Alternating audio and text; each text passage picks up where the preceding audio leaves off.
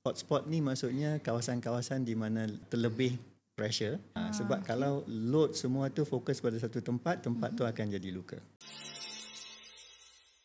Okey, macam yang doktor cakap tadi, ada golongan yang kita suggestkan untuk memakai kasut ni.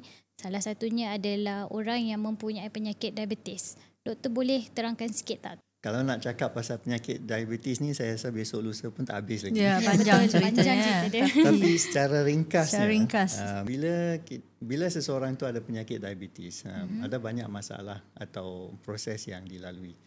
Satu, deria rasa akan berkurangan, kulit akan jadi keras dan kering. Alright. Lepas tu mungkin akan develop deformity atau kecacatan pada jari dan kaki itu. Betul. Yang akan menyebabkan hotspots. Hotspot ni maksudnya kawasan-kawasan di mana terlebih pressure sebab ada ke deformity.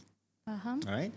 So untuk kes-kes macam ni, kita perlu cari kasut yang lebih conforming. Maksudnya dia akan spreadkan load tu supaya dia tak fokus pada satu tempat. Sebab kalau load semua tu fokus pada satu tempat, tempat tu akan jadi luka. Okey. Kalau luka tu takkan sembuh lah kalau kencing manis tu.